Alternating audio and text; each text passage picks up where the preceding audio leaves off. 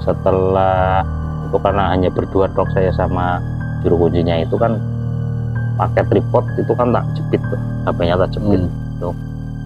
Kalau tak lihat sih ya kenceng ya, itu sudah ngobrol hampir 4 menit HP itu jatuh.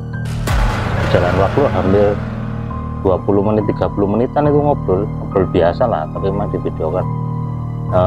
Setelah selesai kan saya ngecek, saya ngecek, nah, stop ngecek, oh udah tersimpan.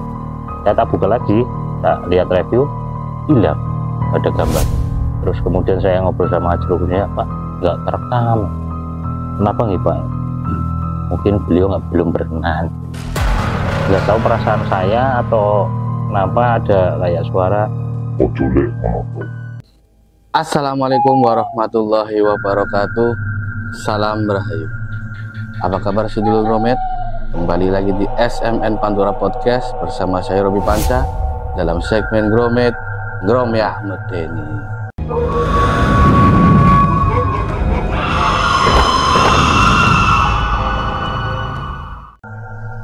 Baik sedulur Gromet, seperti biasa akan ada seorang narasumber yang akan berbagi kisah medeninya di sini.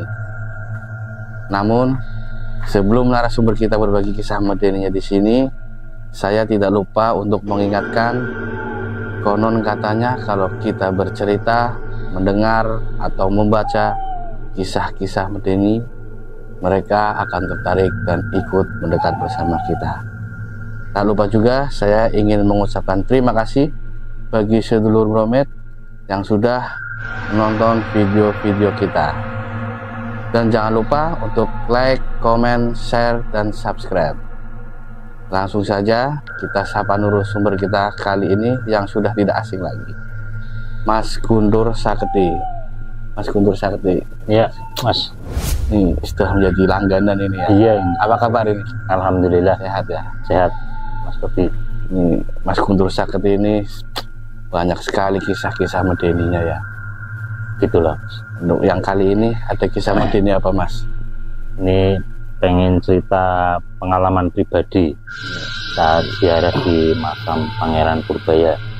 Ini punya di Desa Kalisoka, kecamatannya di Waru, Kabupaten Tegal. Oke. Sebelum Mas Guntur berbagi kisah medeninya, alangkah baiknya kita mencicipi kopi yang ada di sini dulu Mas. Biar siap, ceritanya lebih enak tuh Mas. Iya. Dan rada plong ya. Plong biar segera menang. Biar adem Mas, buka aja. Oke, Mas Guntur Saketi, langsung saja diceritakan kisah pribadinya ini. Ya, ini memang kisah pribadi dan baru dialami di belum lama lah, bulan-bulan ini. Karena kan saya kan belum lama pindah dari Pemalang ke Tegal Kabupaten.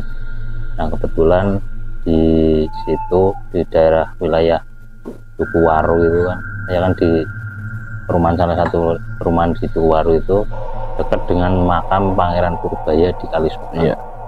Kalau di Kalisoka memang di situ banyak makam-makam leluhur, makam-makam keramat yang dulunya memang bertempat tinggal di situ.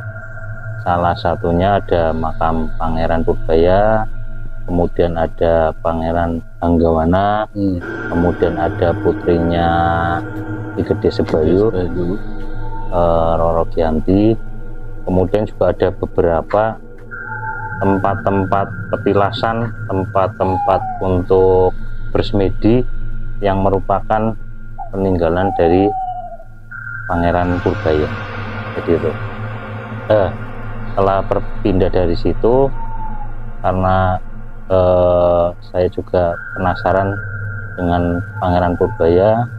Sebelumnya saya sempat pindah situ juga sudah kula nuwun lah. Kula nuwun dengan istilah apa ya? Sohibul wilayah lah. Sohibul wilayah di situ. Ya.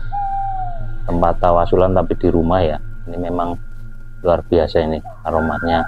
Saya tawasulan di rumah dari mulai Pangeran Purbaya, Ki Gede Sebayu, kemudian Pangeran Anggawana, sana, kemudian Mbah Atas Angin kan di wilayah situ, sesepuh situlah, termasuk Mbah Jaksa pasti ya. Nah, setelah tawasulan itu kalau nggak salah itu malam Jumat apa ya? Sebelum malam Jumat itu.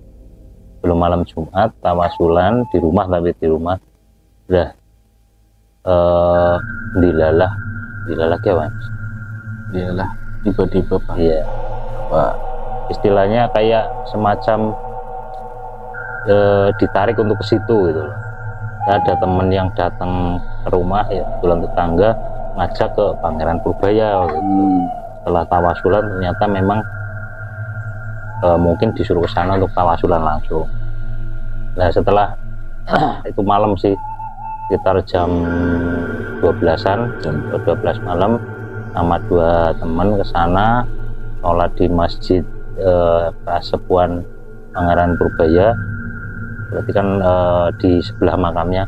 Kalau makamnya itu kan di sebelah barat ya, itu masjidnya di sebelah timurnya, dekat ke sungai Sibebek, kalau salah, sungai Sibebek, daerah Kalisokang.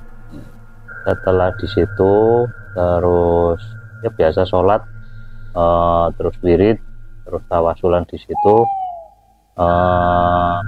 Nggak lama lah, mungkin hampir setengah jam, saya pindah ke makam Pangeran Purbayanya yang berada di sebelah baratnya. Kalau lokasi makamnya kan udah dibangun ya, udah modern, udah ada bukar, cungkupnya sudah di keramik dan sebagainya. Kebetulan waktu itu nggak ada orang, sepi, hanya saya sendiri ke situ. Itu kemudian saya sempat muter ke makam. Nah saya kayaknya serg di posisi itu, di posisi yang sebelah timur berarti berintikan masjid, makam, dan di sebelahnya itu. Berarti seperti ada yang mengarahkan ya Mas Sur? Iya, kayaknya kok serg di situ gitu loh. Kemudian kebetulan saya membawa ukup, di sana saya nyari, aduh ini ukup, saya khawatirnya bukan tradisi situ, bakar ukup di situ. Oh ternyata ada tempatnya juga. Saya dapat tempat itu, bakar ukup di situ, tawasulan di situ. Kemudian waktu itu memang saya hanya mendapat gambaran Nyun Sewune muka dari Pangeran Purbaya, cuman versi mudanya, versi pas dia muda gitu. Itu hanya bagian mukanya, bagian badan? Ya itu hanya bayang, hanya nggak secara langsung, Mas Guntur taunya itu Pangeran Purbaya itu gimana bisa tahu? Ya setelah itu, setelah selesai itu, setelah didapat ini gambarnya siapa kan nggak tahu, awalnya nggak tahu.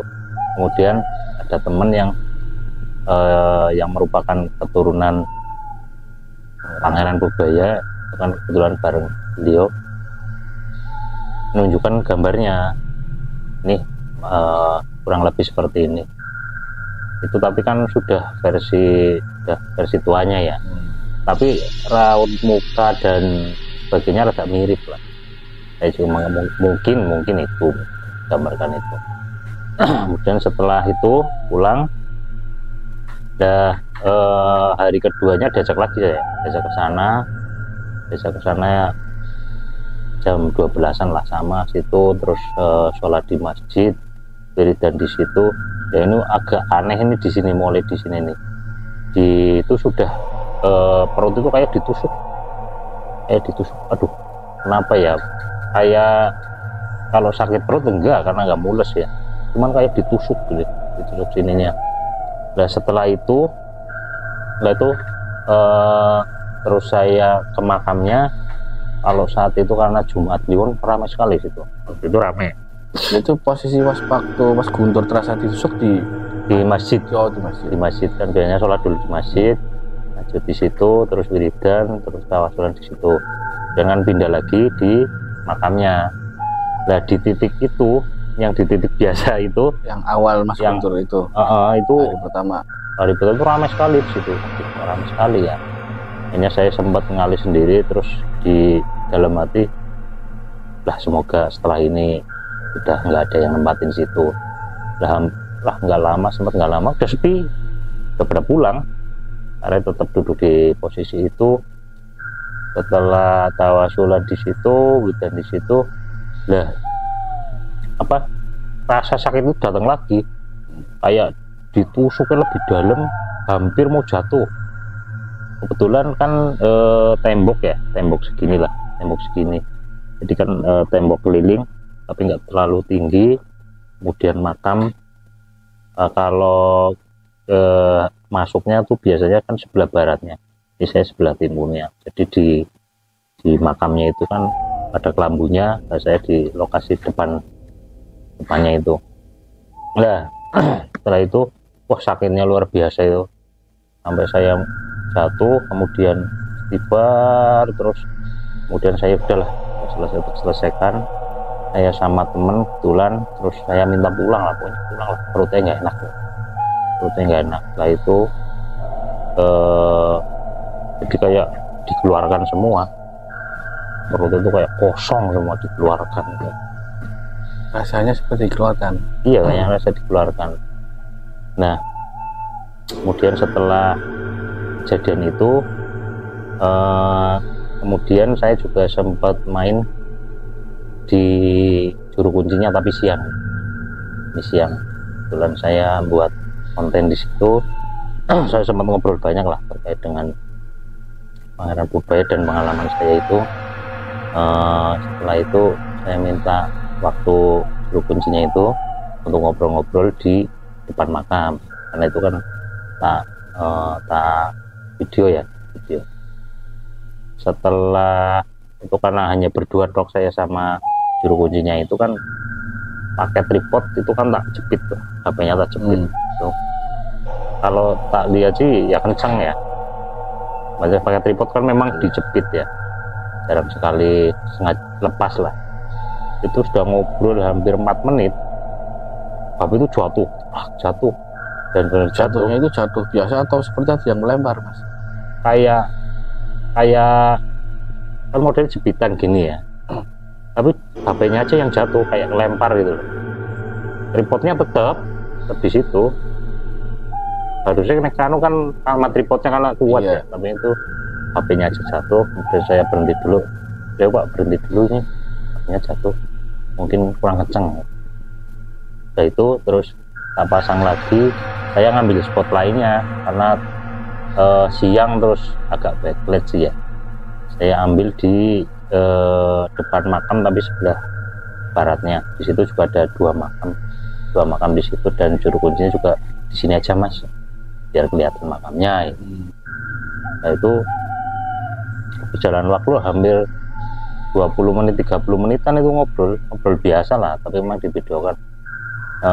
Setelah selesai itu kan saya ngecek, ngecek, oh udah tersimpan.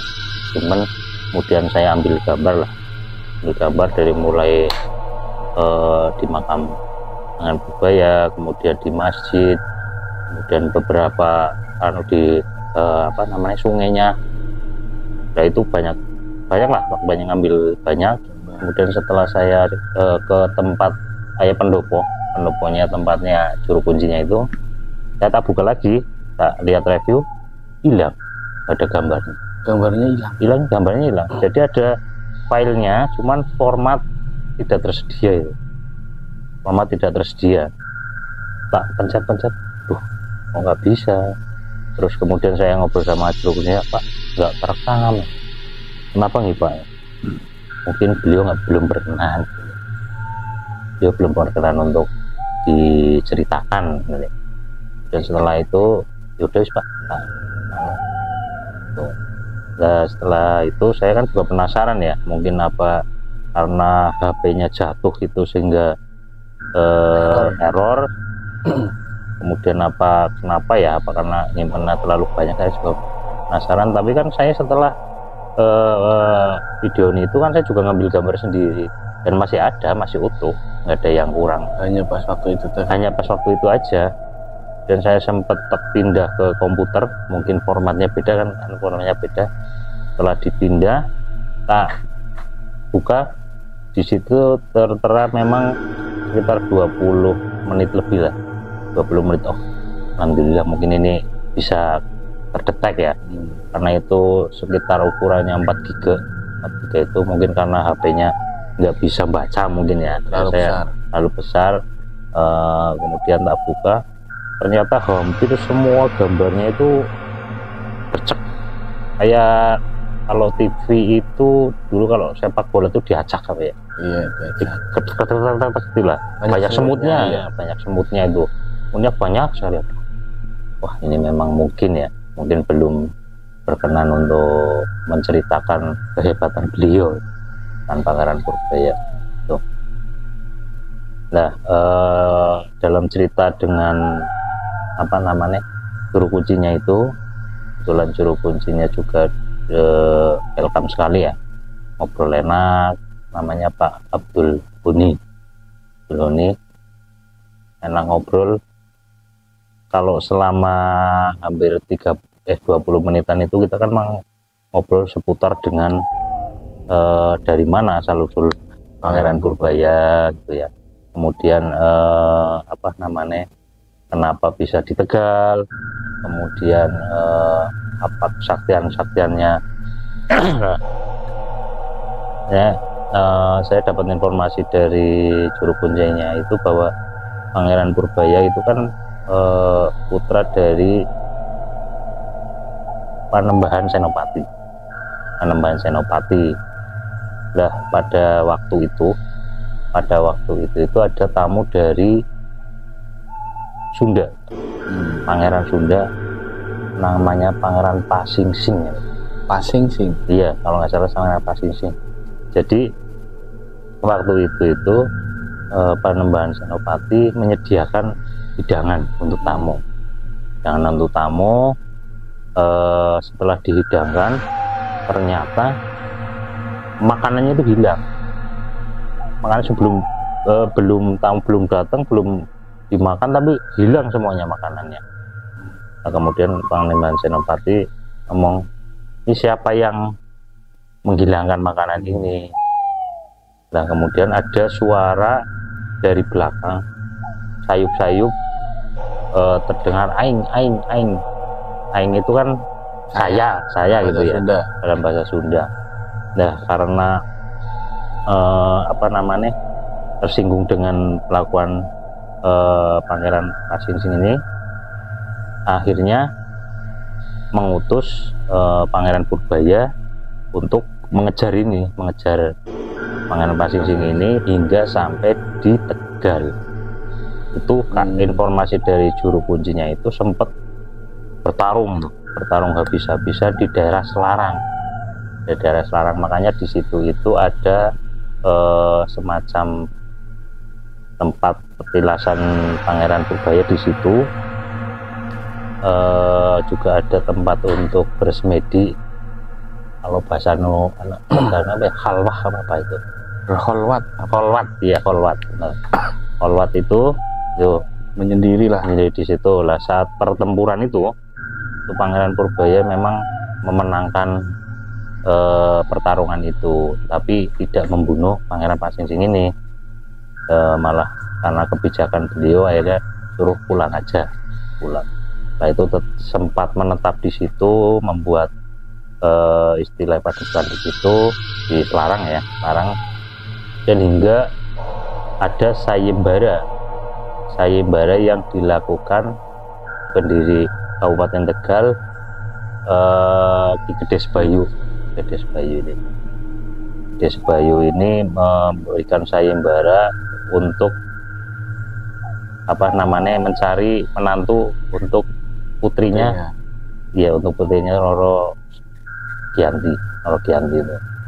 Nah setelah apa namanya sayembara itu berlangsung dari berbagai tempat, itu kan sayembaranya untuk merobohkan pohon jati. Sudah banyak yang sayembara itu sampai ke 24 orang. 24 orang itu belum berhasil. Kemudian Pangeran Purbaya mengetahui bahwa ada sayembara itu, sehingga ikutlah sayembara itu, sayembara. Nah, ternyata dengan ajian apa itu waktu itu bisa merobohkan pohon jati itu. Itu salah satu kesaktiannya Pangeran Purbaya. Akhirnya menikah dengan Roro Giyanti, menetapnya di Kali Soka. Nah, ini juga ada cerita setelah itu ya, setelah dia memenangkan itu, Masjid Kasepuhan Pangeran Purbaya itu konon ceritanya itu dibangun hanya dengan waktu semalam. Hanya waktu semalam, menurut penuturan dari juru kunci itu ya, itu hanya dibangun dalam waktu semalam. Kayak itu ya Mas, apa? Roro Jonggrang, Bandung Bondowoso, ya kan, tahun itu. Itu menggunakan untuk apa ya, materialnya menggunakan kayu jati yang dirobohkan itu, yang sayembara itu dalam waktu semalam. Jadi masyarakat sekitar itu mempercayai bahwa hari sebelumnya tuh nggak ada masjid, lah paginya sudah ada masjid. Itu kalau misalkan kalau itu memang belum diketahui oleh masyarakat sekitar, informasinya itu kemungkinan masjid itu bisa megah sekali. Karena sudah diketahui masyarakat, sehingga bangun masjidnya itu ya berhenti sampai situ gitu. Ini Mas Guntur Sakti agak mundur sedikit. Waktu HP itu untuk merekam itu jatuh, kan Mas Guntur bersama juru kunci itu ya. Apakah ada sesuatu yang terjadi atau sesuatu yang dilihat atau yang dirasakan sama juru kunci sama Mas Guntur itu? Jadi waktu itu karena kita fokus ngobrol ya, nggak tahu, tiba-tiba tepuk, oh HP-nya jatuh gitu dong. Jadi nggak mendapatkan rasa-rasa apa, enggak, suasana juga adem ayem. Ketika itu juru kunci, apakah ada yang dikatakan sama juru kunci itu apa gimana? Ya itu, jadi juru kunci cuman bilang belum mau istilahnya belum mau diceritakan untuk kisah tidak berkenan itu. Dan ini menyambung dari cerita ini, bahwa dulu itu zamannya Bupati siapalah, ini emang saya mendengar cerita itu, tapi tepatnya Bupati siapa itu sempat menggelar wayang orang menceritakan tentang Pangeran Purbaya, dijadikan pertunjukan wayang orang. Cuman setelah pertunjukan itu hampir semua pemain termasuk bupatinya itu meninggal. Informasinya seperti itu. Tapi Allahu alam ya, mungkin meninggal ya karena sudah takdirnya aja, mungkin hanya kebetulan saja.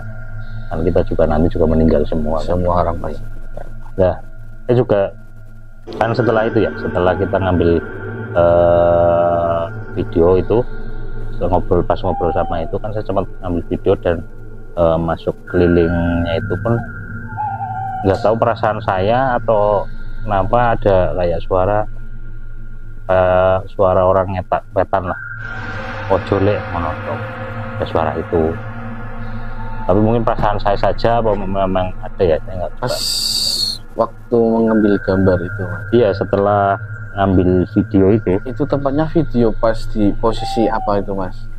Pas saya ngambil gambar di sekitar makam, setelah ngobrol lah, setelah podcast itu, setelah ngobrol berdua itu kan, setelah selesai ya kan nge-save video yang panjang itu ya, ngobrol save, kemudian saya ngambil gambar sekitar, ngambil gambar makamnya dan sebagainya itu. Nah itu memang ada suara itu, tapi dalam hati kayak ada yang bilang ojolek. Pas di sudut itu mungkin ada yang tidak berkenan atau diambil gambar. Iya, ojolek itu mungkin pas ngobrol dengan juru kuncinya itu kan, karena hilang itu loh. Karena hilang itu mungkin itu tuh, atau kebenarannya. Jadi sebenarnya banyak hal-hal yang menarik yang patut diungkap di lingkungan Desa Kalisoka ini, banyak sekali. Termasuk ini cerita juru kuncinya ya. Jadi di dulu itu ada proyek SUTEP, listrik tegangan tinggi itu ya. Proyek SUTEP itu kan melintasi makam termasuk masjid Pangeran Purbaya itu. Bahkan daerah Kalisoka itu ada satu pedukuhan yang memang apa ya istilah, dibeli lah, karena dibebaskan karena apa namanya, jadi jalur SUTEP itu. Nah, termasuk rencananya itu di makam Pangeran Purbaya dan Masjid Kasepuhan itu kena ya Mas? Itu ya kan lewatnya situ lah. Ternyata setelah terpasang semua ini, kan warga sempat bergejolak di situ.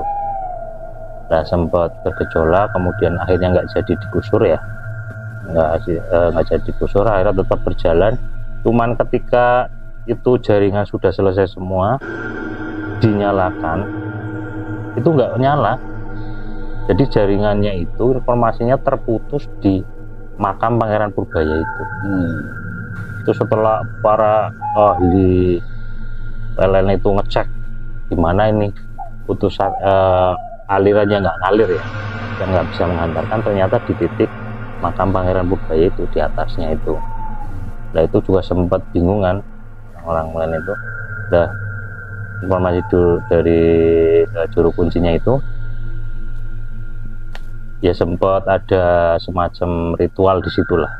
Nah, ritual di situ istilahnya izin untuk ada jaringan di situ. Setelah itu normal sampai sekarang. Oh, berarti tidak dipindah ya, tetap lewat situ. Cuman ada ritual-ritual yang harus dilakukan, istilahnya izin lah, ulon-ulon di situ.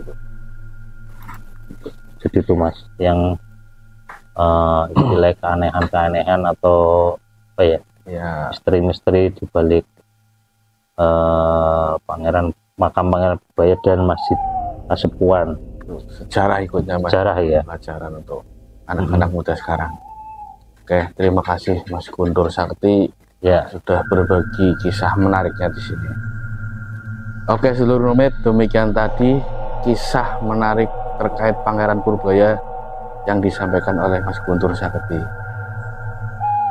Bagi sedulur rumit yang ingin berbagi kisah medeni atau kisah apapun itu terkait sejarah suatu daerah, silakan tulis di kolom komentar atau kirim email ke Kru Romet.